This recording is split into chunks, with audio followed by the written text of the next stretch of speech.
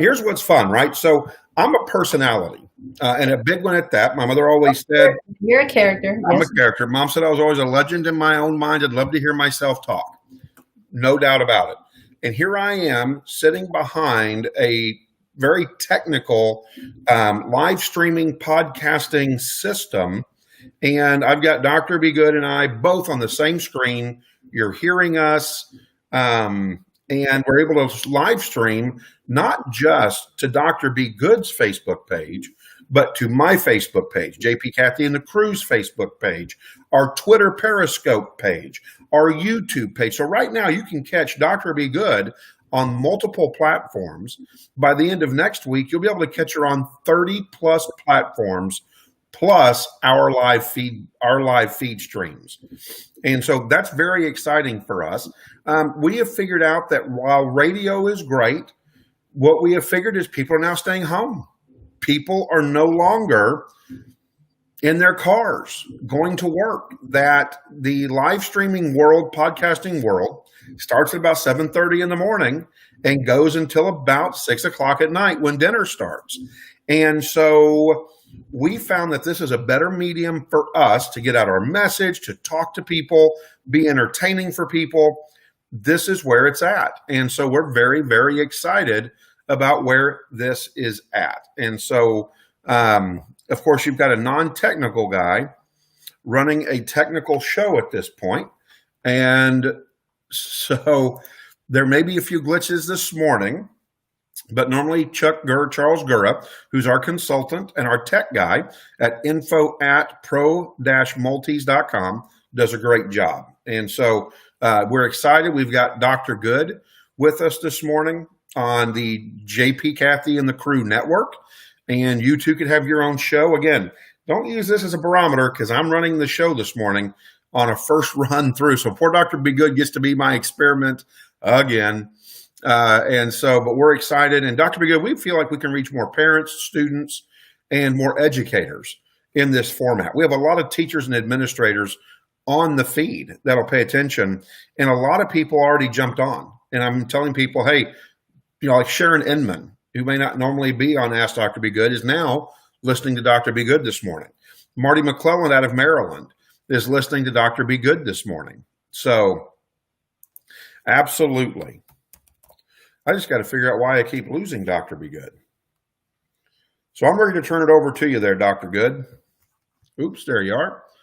Dr. Good, I'm going to turn it over to you and let you take over the show, and I'll be right here behind the screen waiting for you. And my caller later on today. We're going to have Carla Smith join us again. She's our teacher expert that we like to have on every once in a while to talk to us from the field. But for right now, we have still the anxiety out there. I see a lot of articles written by mental health experts. And certainly we want to acknowledge that and bring information about that. And in this case, the Dallas Morning News has an expert, Dr. Madhukar Trivedi, and he is a mental health expert, and he was asked by the public in the area, and he's making 8 suggestions for combating the mental health effects of the coronavirus. And so he shared tips for coping with what is a very scary time during his July 23rd conference call with the Dallas Morning News. And so we're going to share a little bit about that because mental health has finally become acceptable to talk about, to tap into. And so certainly on the Ask Dr. Be Good show, we're going to be doing that as well. There will be ongoing themes and mental health tips for our parents, for our students will be, as part of our work. So let's see, what groups are the most vulnerable to mental health issues? The first are people who have had trouble with depression, anxiety, alcohol use, and drug use in the past, or are currently experiencing it. The second and larger group includes those who have struggled with anxiety, depression in the past, and were able to function in the pre-COVID, this is interesting, function in the pre-COVID But now can't. And they can't because before what they were doing is they were using friends. They were using family members, just people that they could talk to.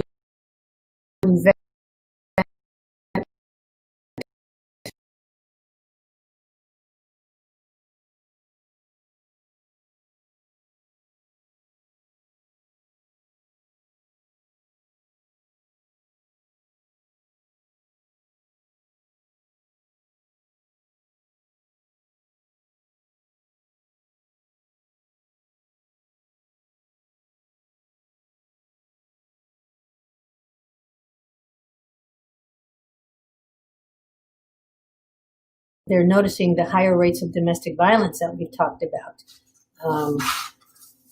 Let's see. So the third group of people who are still struggling to figure out how to best navigate the COVID-19 crisis. And they're the group that can benefit from more information and more support.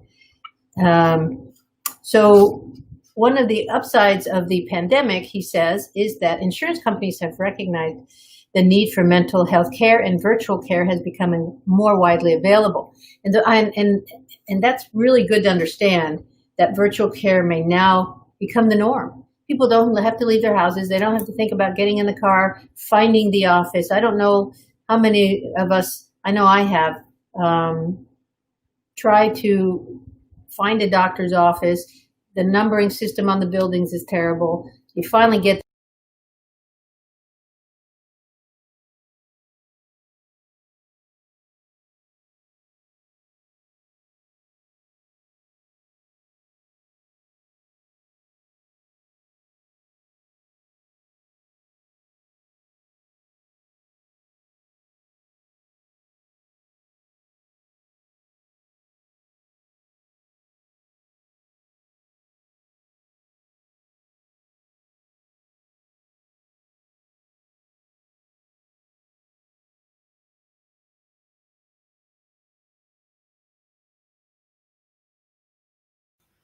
All right, so while we're waiting for Dr. Good to come on back on, looks like we lost her Facebook feed.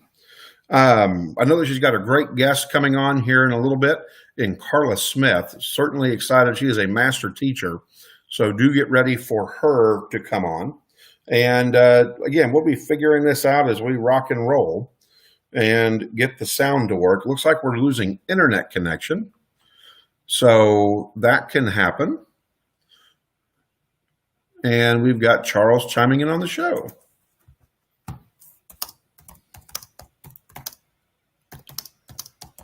You know, Dr. Be Good's show is so important because Dr. Be Good's show, it highlights what's going on in education. And we definitely need her in education. So stay with us. I'm showing we've got her on and going.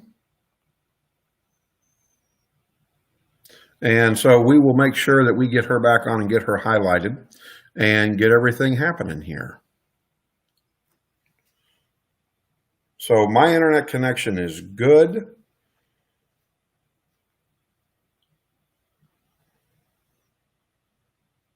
Let's get Dr. Good back on here and talking to you about good old-fashioned education. You know, with education, the way everything is changing, there's a constant evolving that is going on with what's happening with COVID-19. As you can see, there are some schools that are coming back, and then there are some schools that are not coming back. They're going to go the complete opposite direction, which is to go into a hybrid environment or an environment of only online schooling. So the key is that we want to make sure that you, the families, understand what's going on and how that's going on. There we go. We've got Dr. Good back.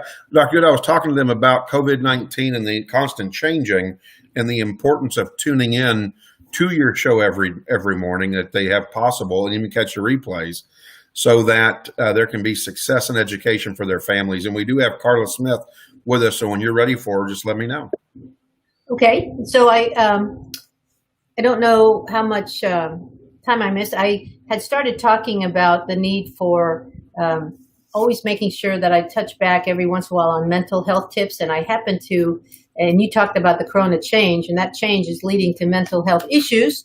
And so just to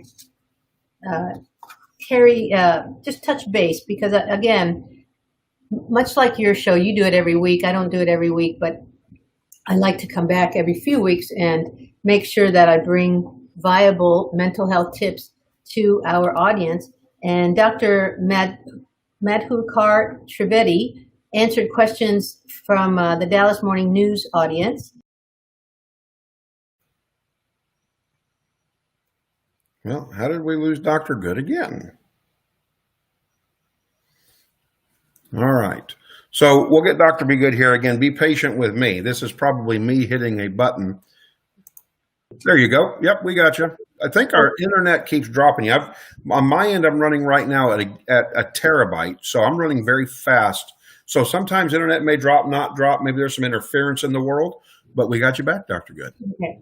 So let me be quick about this. So Dr. Turi answered Dallas Morning News questions. And first of all, the most vulnerable group are your people who have had trouble with depression, anxiety, and alcohol use in the past and are currently experiencing that again. Your second most vulnerable group are those who have struggled with depression and anxiety, but were able to function before. They had coping skills. They had a coping environment. They had friends and family that they could go and talk to when they felt anxiety. Well, that environment is not there anymore. Everybody's sheltering in place. And so now they feel lost. And so making sure that those people understand that there are mental health resources available really at your fingertips more than you know and more than ever before. Dr. Trivedi has mentioned that insurance companies are now recognizing the need for virtual sessions, and that's probably something that will never go away. And having a virtual meeting where you don't have to get in your car, you don't have to drive in traffic, you don't have to find the building.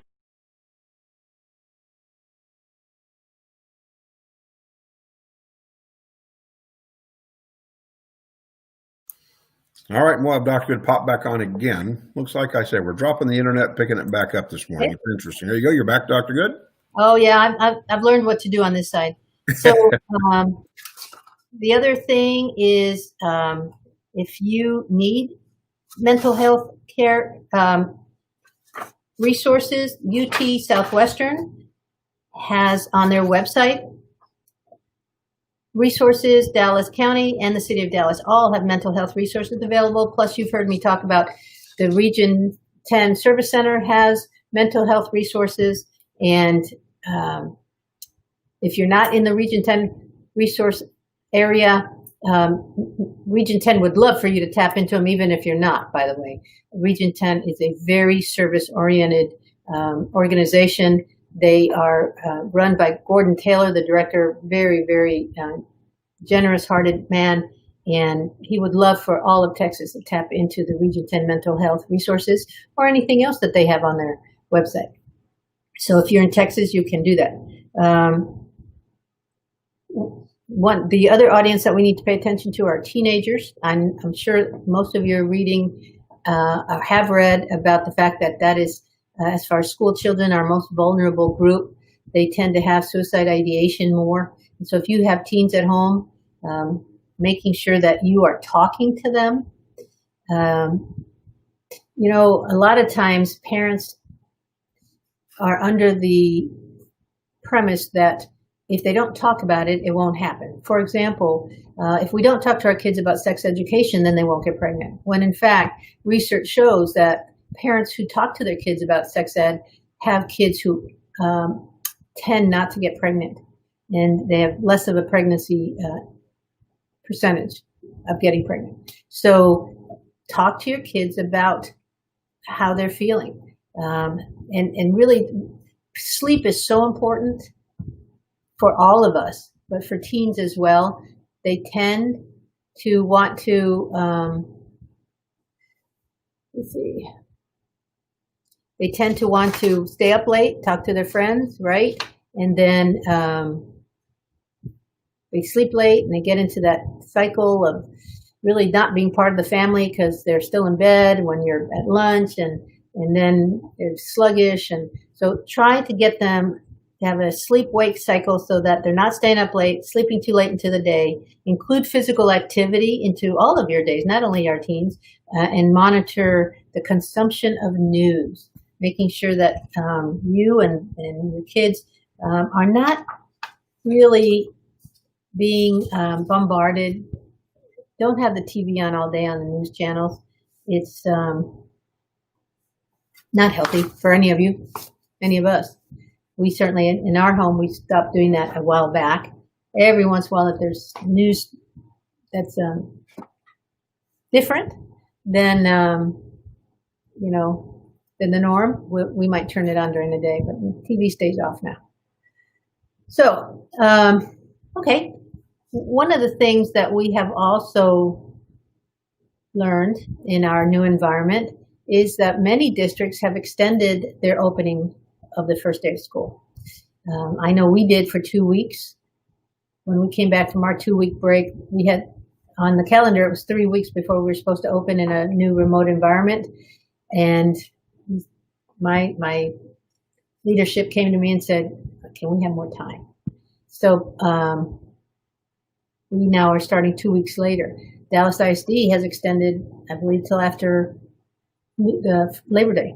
So what I thought to do was to give tips for parents and grandparents of still things that you can do to prevent what used to be called summer learning loss, right? The summer slide, but now we call it the COVID slide, right? Because they've been really not learning in school since the third week of March. So let's talk about how to prevent summer learning loss, COVID loss, and still have fun. This one was written before COVID, so I'm turning it into what we do with COVID with these suggestions. So first of all, I like research, and we know that the phenomena of the summer slide has been documented in many countries, including the United States. The study suggests that kids may lose anywhere from 25 to 50% of their school year gains in math, and children can backtrack on the course of their language skills as well, including reading, writing, and spelling. But overall, there's the reading and the loss in reading is less than the loss in math. And why is that? Well, because it's a reflection of use it or lose it. We tend to, even as kids, we're reading things, we're reading signs, we're reading the back of the cereal box, we're reading things, whereas we're not just sitting down and saying, I think I'm going to do some mathematics now. I'm going to do some multiplication. That's just not happening, right? So we need to, and it's interesting that the researchers here suggest that one of the ways we can avoid this is by extending the school year and having year-round school, which, was tossed around a little bit during the April and May months of COVID. Many districts and some districts have done it. The Commissioner of Education wishes everybody would do it. It is the right thing to do. I wish we would do it. There tends to be a little bit of a backlash in the end from parents who, and here's what I'll tell you, parents. I've heard it so many times, parents say, I think my child should have summer off from school.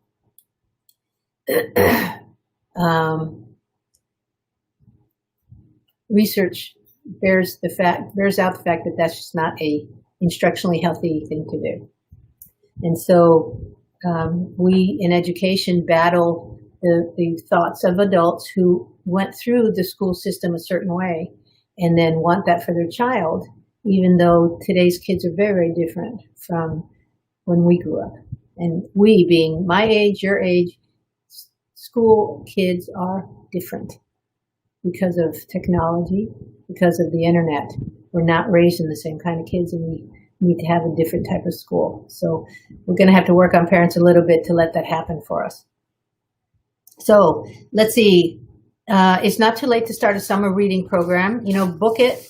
There's Pizza Hut has a program where if kids read a certain amount, they get a coupon for a free personal pan pizza. It's not too late to sign up for that, and you'll just have to Google it. Now, one of the things that we have to be careful of with reading programs, we go somewhere and get books for our kids. We let our kids pick books, and then the school says they haven't grown any during the summer. And you say, well, I spent all summer taking my kids to get books. Unfortunately, what happens is kids who got to pick their own books usually tended to pick books that were consistently too easy for them. And so as a parent, if you want to help with a reading program, you need to help kids pick books that your child is excited about the content and is excited to read, but that the material will stretch your child's skills and will introduce some new words and ideas. Talk to your librarian. Go to the library online and interact with the library online so that you can help get exciting, interactive type of books for your kids that will still stretch their minds, stretch their vocabulary, stretch their comprehension skills. And then ask them questions about the books. You know, we have parents who are very excited, kinder parents that bring their kids and their kids can read beautifully. The fluidity, but when you ask the child questions about the book, about what happened in the book, the comprehension skills are not there. And so what that tells us is that parents need to do better around asking questions when the child is reading a story, and introduce concepts like main idea, the setting of the story, who are the main characters. Did you like the ending of the story? How could we have changed the ending of the story? What would have happened if the main character had done this instead? And so you're entering into a discussion with your child around the story, but bringing in a new opportunities to synthesize the information in a different way. What would have happened if that story had taken part in a place that was cold instead of very hot like this one, because it's a tropical story? What would have happened if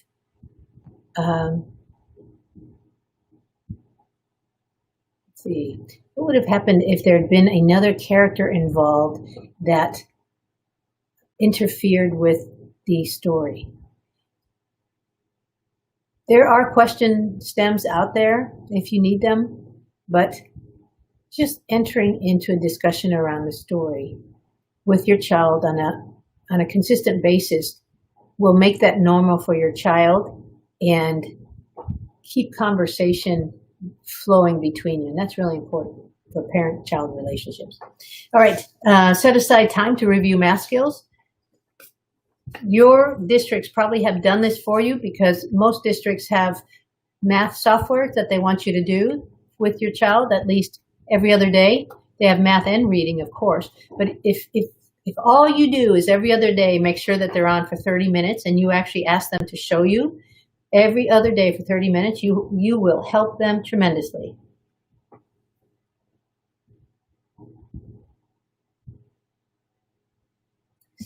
All right, let me see. And try some of the apps out there.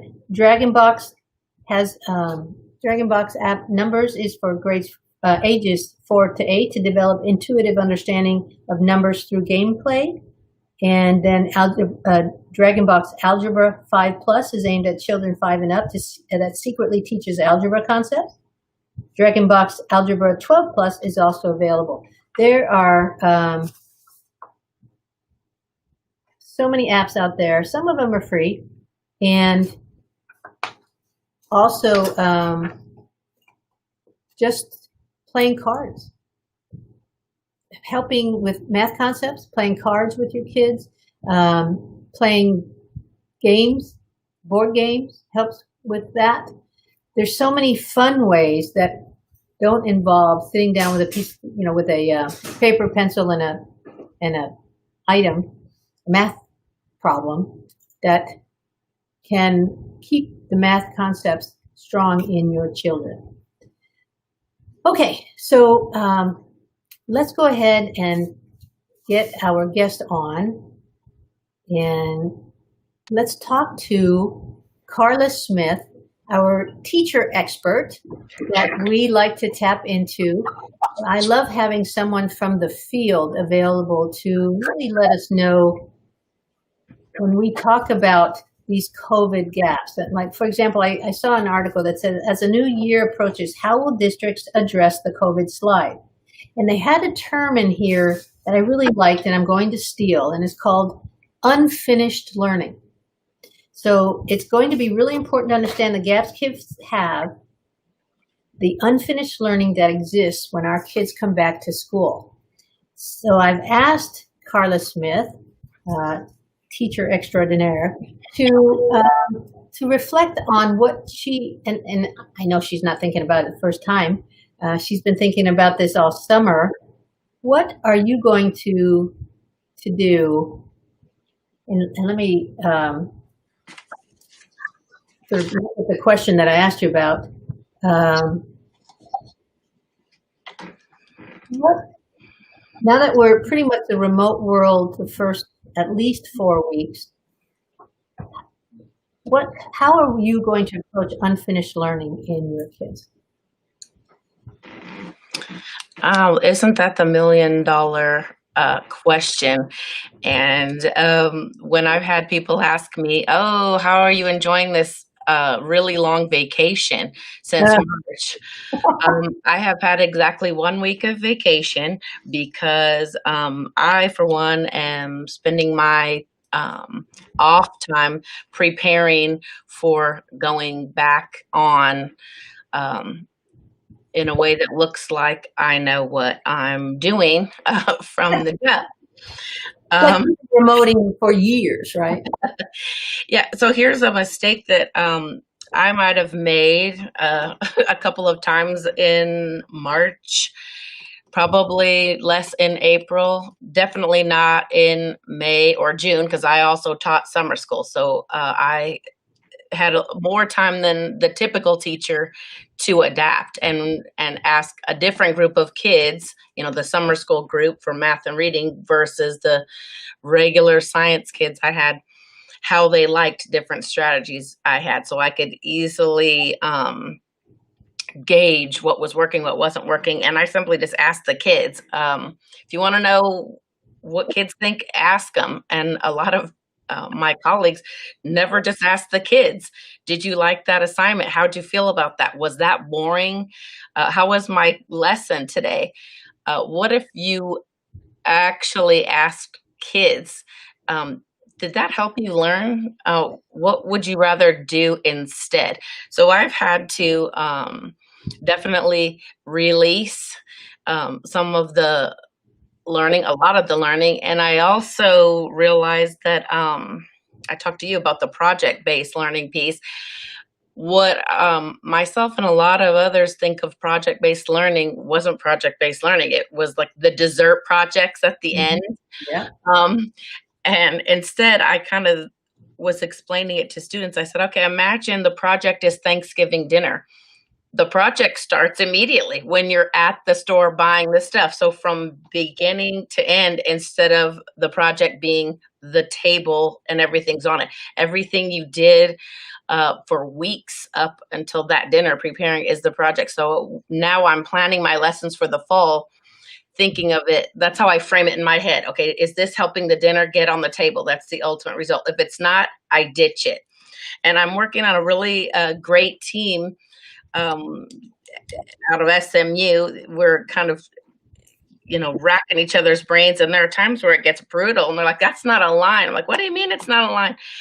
And so the alignment piece for kids, if it's not a line, then why are we doing it? And so we think that it's time to back off because we're just teaching virtually. It's actually the opposite. It's time to be even more laser focused, more authentic, more intentional. And this time to me has helped myself and certain others who are willing to admit it, to realize how many of the things we're doing were just extra, the fluff, because it was in some curriculum guide somewhere, but it didn't help kids. But did we ask them if it did? We really didn't do that. So having kids become shareholders in their own education is not something that most teachers were experts at, but now we have to be. Because if they don't like it, they're just not going to do it. And if they're in your class, you can make them. They're a captive audience.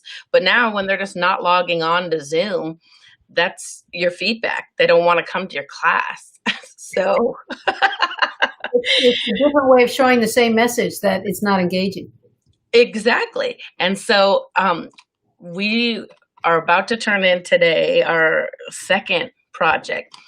And when we're sitting in our seats going, oh my gosh, I love it, and you have goosebumps, that's when you can say, oh my gosh, how many of my other lessons gave goosebumps? Okay, well, there were some, but I mean, you thought they were that great, but if you didn't get goosebumps, why the heck would an eighth grader, in my case, want to do it? And they just won't. I mean, I teach eighth grade science in Dallas ISD. They will just not do it if they don't love it. So I would rely heavily on labs. I mean, that's true. Most of the time they were active. But in terms of the projects, that's where I've grown the most, is realizing, okay, I need to put many more choices in for kids to do and to be active the whole time, not just at the end of the unit. Because if they're excited about something that they have created rather than that I have conjured up, then of course, they're going to learn more, but they're going to show up. They're going to put their best foot forward. So for myself, that's the biggest change that I'm going to go into, is making sure that my kids have more of a say in their own learning trajectory. So what will you do to assess their unfinished learning at the beginning of the year? Oh, yes, that was how you started, and I kind of went on my little tangent. Well, where I shy away is saying, oh, I'm going to give them a diagnostic test, because that's what we typically do. And I actually took that question and asked some of my administrator friends, one being the principal of Town View Science and Engineering Magnet. And, he's like, well, you can't get away from the data, because, of course, the numbers don't lie. So that's true. You really do need to know where your kids are at. But for them to show up week one and say, here's this test to take, I think they're going to think, oh, it's that kind of class again, right? So myself, I am in the midst of coming up with, okay, what learning tasks could I ask and invite students to do that would demonstrate if they had those skills or not, rather than A, B, C, or D. So I'm trying to come up with actual learning tasks that would show me what they were supposed to be coming with and sweep it into eighth. And then when they fall down and falter, that's where I come in and support, i.e. reteach, provide other learning experiences for kids, small groups. That's another one. Way more small groups. My daughter's a teacher, and she was telling me that they have to do 3 days a week of small group pullouts rather than the didactic, here we go, feed kids one way for 5 days. 3 days a week is pulling kids out. So that's what I think I am going to steal from her, is way more small groups to pull out, so I can find out kid by kid where exactly I need to support. And a lot of times it's in the math and the reading, not just the science, because of course math and science are married. So I'm already collaborating with several math teachers from my SMU cohort about different strategies, because of course a math teacher is going to teach math in a different way than the science teacher does. And so I realized, wait a minute, I'm the math teacher, I'm the science teacher, I'm the reading teacher. I've got to be equally as savvy in all of those. So that's another one, is I'm really bolstering my differentiation in math and reading teaching, in addition to just finding more science activities. So one of the things that we're doing, for example, in my district, is we're starting with a culture and climate project. And we are wanting to sort of help kids in an engaging way review what our school cultures should be, especially with new students. Because, during all of this, we still have over 200 new students who say that they're joining us, both in school and remotely. So what you said makes sense. and I had heard my curriculum team talk about giving the math test, which is a very it's a very nice little test that you give 3 times a year. It's not a star type, and but we wouldn't give it till like the 3rd week of school for a couple of reasons. But you just gave an excellent one, because we don't want to start off saying, "Welcome back to school. Here's a test," and then it puts them in that okay, I'm not showing up tomorrow.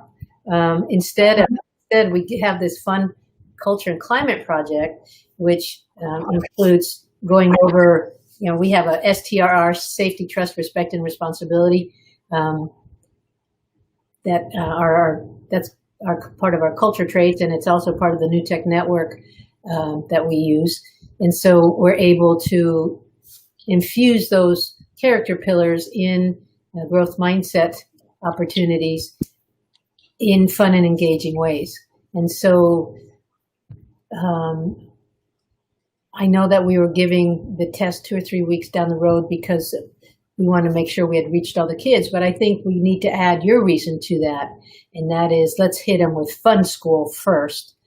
Relevant in the sense of we still sneak in some teaks that we know they're going to come in low in, but that we take the focus off the teak and we put it on the fun part of being a student at Legacy, right? So how do you do the climate and culture in your classroom? That's also another thing I was going to say is you've got on one hand the rigor, and that was lacking for, I would say, most teachers in the spring compared to their brick and mortar version of the same lessons. Of course, the other part is, why are you trying to give the same lessons as you would brick and mortar? If you were a parent and you suddenly had to parent your kids online, there's no way you could do it the same way, nor could you do it as well if you only used the same tools that you had. So one of the things that my campus is doing, in addition to coming up with different digital resources, closing the digital divide, for teachers, because kids are better at technology than we are. Let's all get that straight.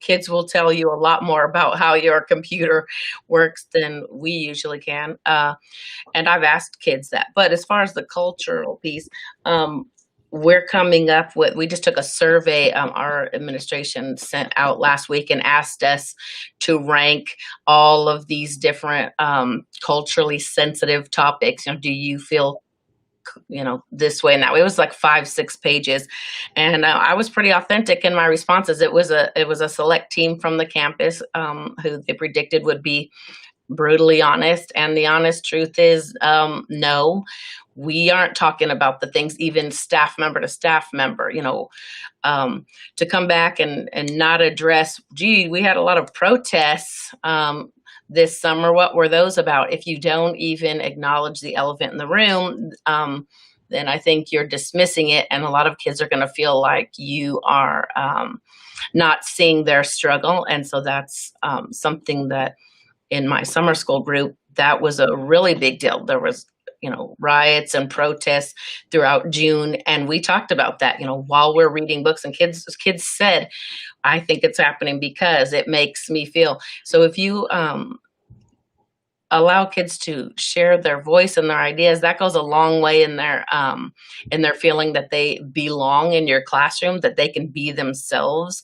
Also, do you share as a teacher with your kids, or do you only talk about, here's the lesson for the day, all the way to here's the exit ticket? Or do you say, yeah, in between grading those great essays I got or whatever it was, I cleaned out that closet I was avoiding. Kids jump on that. Really? What was in the closet? Oh, it was a mess. Tell us more. They can't wait to see what you're doing in your life. Even if you went to the grocery store, did you wear a mask? Was it crowded? Did they have anything you were looking for? They really liked seeing my house. I gave a tour of my house, the main areas, the kitchen, the dining rooms. On day one, I said, welcome in. This is our new class. You're a guest here. They loved it. I put it on YouTube and they said, oh my gosh, I loved your, this decorating. And I let them do that because they felt like, wow, I've been to your house. I said, yeah. So there's a lot of different ways to do that without just reading an article. There are articles, of course, out there that you can read with kids, but just making them feel like you actually care about what they're doing individually. Emailing a kid, send them an email. Hey, I noticed you were quiet today in Zoom. Is there anything I can help you with? I've gotten emails back about things that were happening on the personal front in their family. It's hard because so-and-so was sick or so-and-so left. Maybe their parents were getting divorced, and they may share that with you, and you can at least acknowledge, okay, wow, that's tough for you. Been there. I understand. Well, let me know if you need to have a private Zoom and we can get you caught up on the work. And a whole lot of kids took me up on it when I sent the email rather than the blanket statement in class. Well, email me if you need help. Bye. And then they log off and go play video games or go sleep all day, like you mentioned before. You know, I don't know if you realize this, but when I asked you to tell me interventions and assessments, your talk always goes to SEL. Your natural instinct is to reach them first, socially and emotionally, because your instincts are telling you they're not going to test well if I don't reach them there. They're not going to respond well to this intervention if I don't reach them. So I don't know if you know that about yourself, but I think that's why it actually works for me, because up here, I mean, I was valedictorian in high school, summa cum laude. I was a pre-med major. I've got that part going on. But way back in the day, probably when I very first started middle school, there wasn't that connection at first, because middle school kids they'll either love you or they hate you. There's not a big in between. It's a dichotomy. And if they don't see that you see them and want to know them and get them, if they feel like you get them and are interested, they will go to battle for you. And you'd want them to go to battle for themselves, and sometimes they won't. But if they feel like, wow, this person, maybe the first person ever who's on my side, they will never forget that. And so if you can relate to a student in such a way that it invites them to just keep stretching and give more and more and more, because it's not comfortable. What we're asking kids to do is not comfortable. And if you don't make them feel safe, they're not going to renegotiate their relationship with risk. And that's what we're asking them to do. I regularly show them, here are my pictures of the week of astronaut training I did at the U.S. Space and Rocket Center. And I tell them, I don't like heights. I don't really like diving in water. I know you do, but I don't. So here I am going backwards on the zip line into the lake and have to escape the underwater helicopter. And the reason I show them that is I didn't want to do a single one of those things. And it lasted for a week, like 16 hours a day. I said, but on the other side of it, I did it scared. I did it not knowing there were no guarantees. And I'm so glad that I did. And I grew. And when I showed them, here's my, flight suit, my graduation picture, I said, no, I want you to remember this. I'm not asking you to do anything that I wouldn't do. I'm not sticking you up on a platform way in the sky and sending you underwater. And they respect that. They go, wow. I said, yeah, I'm old. I mean, I'm going to be 50 this year. And here I was, I don't even wear swimsuits. And here I am, just so that it lowers the affective filter, that I'm willing to go out on the skinny branches myself. And I want them to trust me. And I had to trust my crew trainer. So not only that, I bring him in. So they see that at the beginning. Every year he's been coming in the day before Thanksgiving break and telling the story. Oh, you should have seen her. Oh, don't let her fool you that she's all, the drill sergeant in class. She was shaking in her boots. She didn't want to do anything. She made a billion excuses and I wouldn't let her out of it. And they're like, Miss Smith made excuses? I said, yeah, we all do. But there has to be somebody there who doesn't let you off the hook so that you can get better. And this is who had to do that for me. And I'm doing that for you. So they have context for why you're pushing. So are you able to describe to them the satisfaction that you felt when you made it? Oh, I have a mural. It's a giant shrine in my classroom, and in fact, my classroom is now NASA themed, and I've taken it so far. They know I speak in February. I've spoken every year now at Johnson Space Center at the Space Exploration Educators Conference. What do I know about it? What do I know about that? Well, a whole heck of a lot now because I let somebody push me when I was going to sign up for that. As it turns out, in the application, it took me about 6 hours because I had to write all these essays on why am I doing this? Oh, I really have to go into why am I doing this? How will kids benefit? Because if I get out of my comfort zone and allow myself to be pushed, who knows what's possible on the other side? I showed them my rocket that I built. That was a terrible mistake. It was like, it looked like October sky, if you've ever seen that. And there I was laughing. I said, oh my gosh.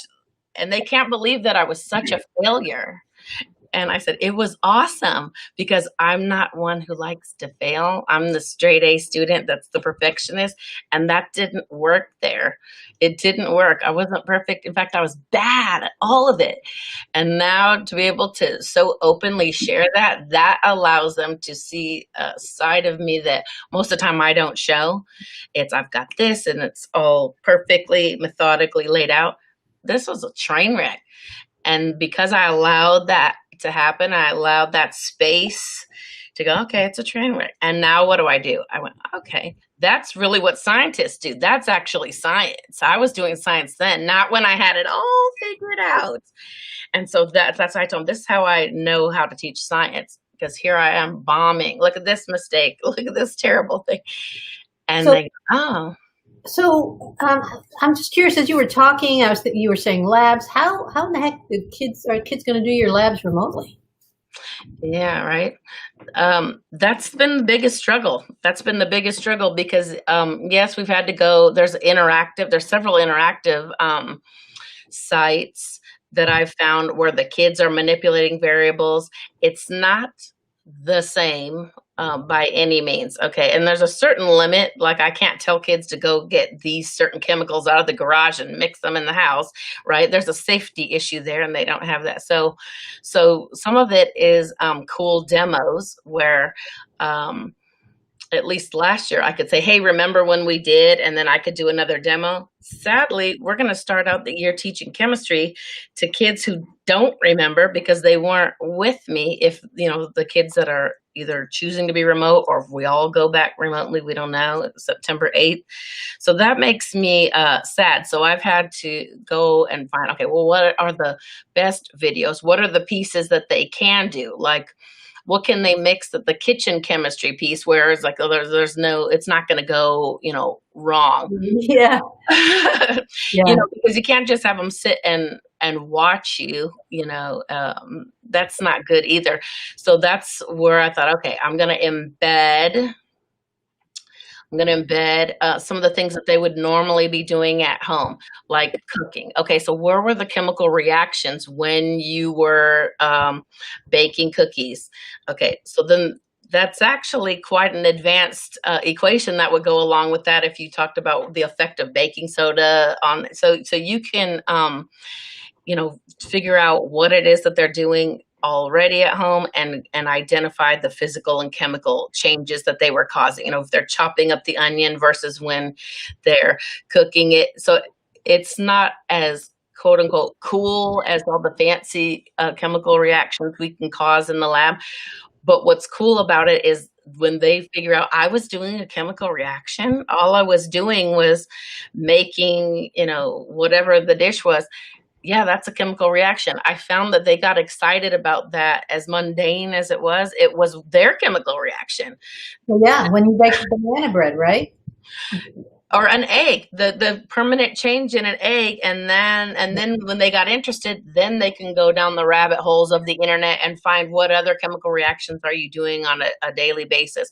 Reading the bottles, like the vitamin bottles, and then the periodic table. Okay, how many of these? It's a scavenger hunt. Okay, bring back something with potassium in it and go. And then the kids are running and they're coming back with something and holding it up to the camera.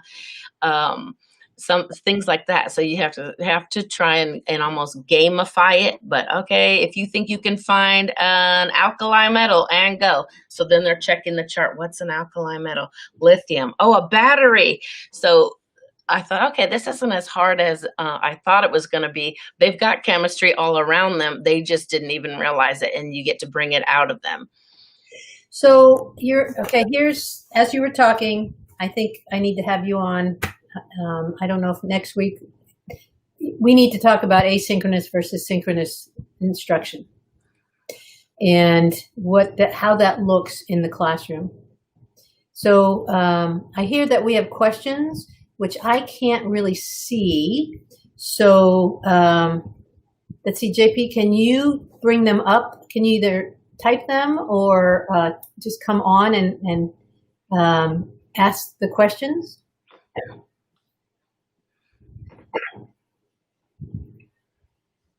I'm not seeing the questions pop up on my side.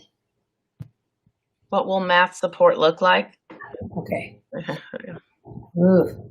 Yeah, let me bring a math person on to answer that question, because that's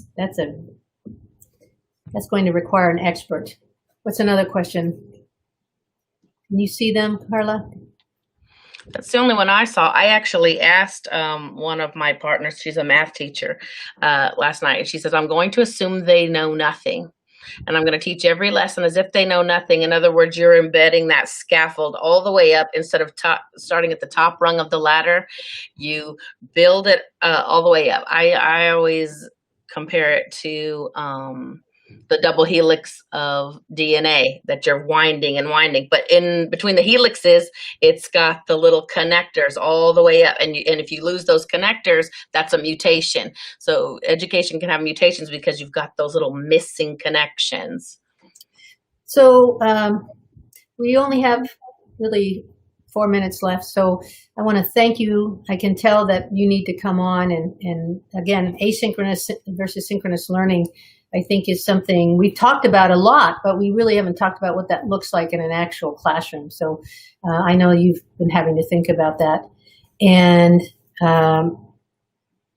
we'll test in English and essays, and how will they be administered? You know what? A lot of wonderful things have happened with online platforms, apps, and websites. So MAP, for example, we were not able to give our last MAP test last year because we had kids who had their own devices, and we would have had to have them come in and put a software on there that would have allowed them to take the MAP test at home. I think MAP has solved that problem. There's been a lot of problem solving done by companies to be able to take tests, do essays online. And so you'll be hearing a lot about that. And if I'll try to find information, bring experts on that to answer those kind of questions. Again, we have 3 minutes left, and I want to say thank you for your patience as we got better from the first half hour to the second half hour. I think the second half hour flowed pretty well, especially once we got our teacher expert on. We want to ask you to please like and follow us, not only the Ask Dr. Be Good page, but also the JP, Kathy, and the Crew Network, so that you can get notices of when the Ask Dr. Be Good show will be on. There'll be a replay during the week of the show, so that if you didn't catch it at 8 o'clock on Sundays, you can catch it during the week, so that you don't have to, and that's what our world is now. You don't have to wait or not watch a podcast anymore. You just have to save it, and next time you're in the car, next time you have 30 minutes or an hour, you can play it. So I hope that all of us like this evolving into our new world of the podcast world. We're going to be on so many more platforms, reach so many more people, and be able to tap into so many more resources, especially around public education, so that all of you stay informed. And let me remind you, in my last 2 minutes, I do this show to create public education advocates. Gone are the days where parents just could send their kids to school and that was it. There are politics surrounding public education, such that if you're not aware of them and if you don't help us with managing those politics, your child will be impacted. Money will be cut, especially because of this COVID period. And we need to create our pub ed advocates such that you all are contacting your legislators and are making your voice heard about helping them prioritize their upcoming funding cuts to the budget. Thank you again, Carla. I know it's not the last time we'll see you. Thank you, everyone. And if I didn't answer all your questions, I'll go online and after the show and respond to your